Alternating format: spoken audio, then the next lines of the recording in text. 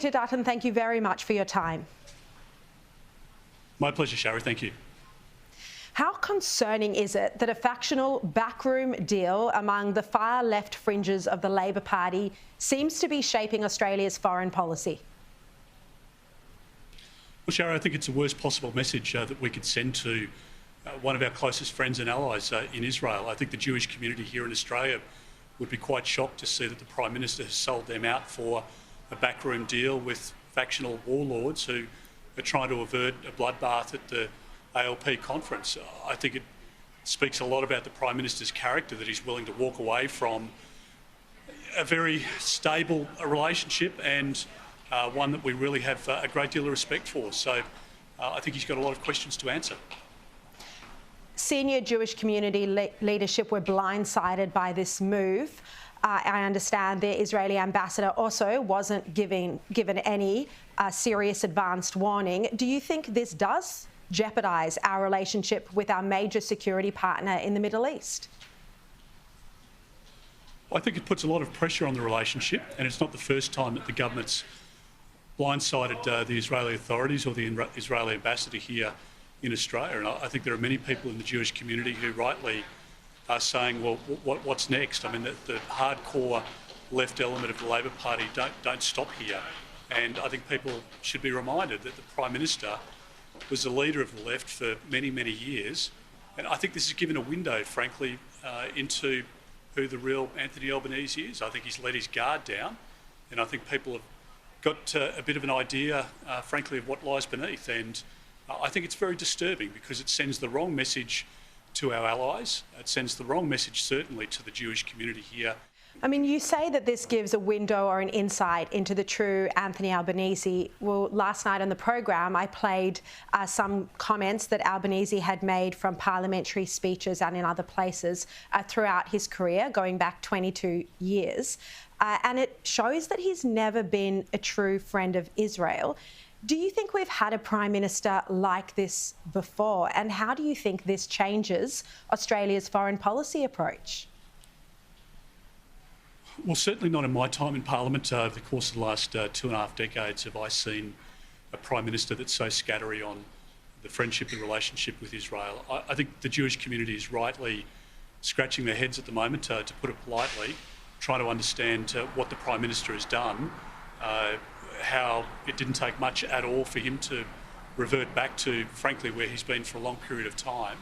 Do you think this is also a disproportionate focus on Israel when there are so many genuine human rights atrocities around the world? I mean, you only have to look at what the Taliban's doing in Afghanistan, not to mention the Uyghurs, how they're being treated in concentration camps in China. Does it seem like the Labor Party has an unhealthy obsession with Israel? Because this is what keeps being raised at their national conference, and we haven't seen any other motions come out of the Labor Party caucus in federal parliament on many of these other really concerning issues.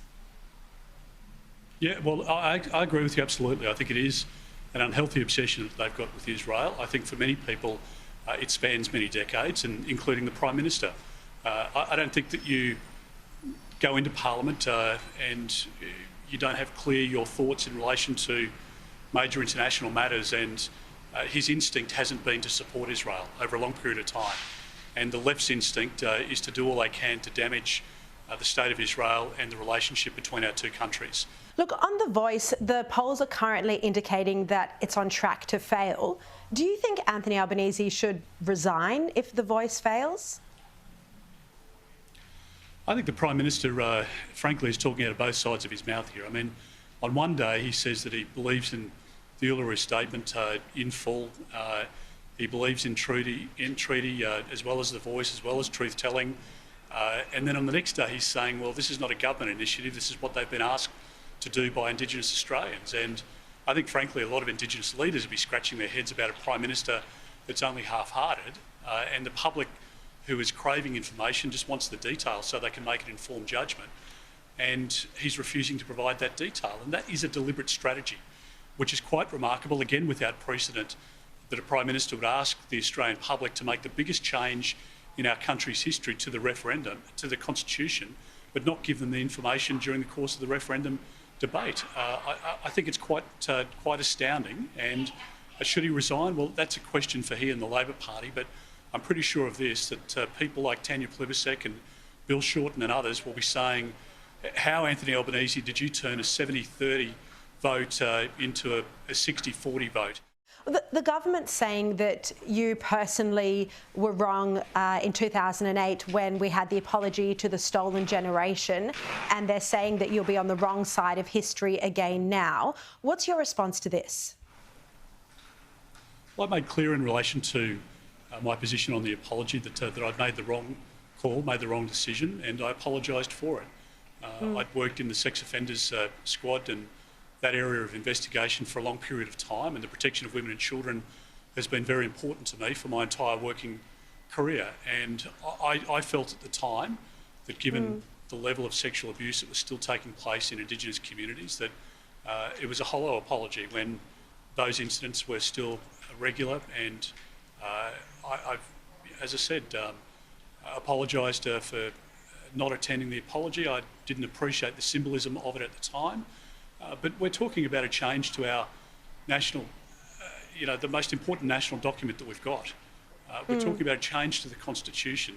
As we saw in WA, if the WA Heritage Act had have been enshrined in the Constitution, there's nothing that West Australians could have done to unwind that. There's no legislation that you can pass that can outdo the Constitution, and that's why I think it's chalk and cheese, really. The question of whether the Uluru Statement from the Heart is 1 page or 26 pages or 18 pages has played out during question time this week.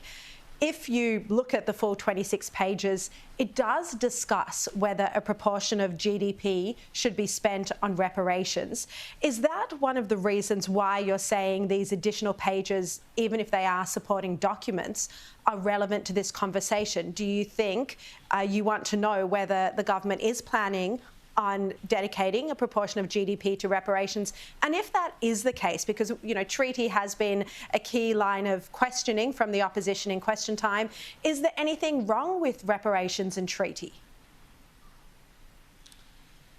Well, Sharri, obviously the Prime Minister, when he was elected about 14, 15 months ago, made it clear to the Australian people in his very first speech as Prime Minister to say that this was his top priority.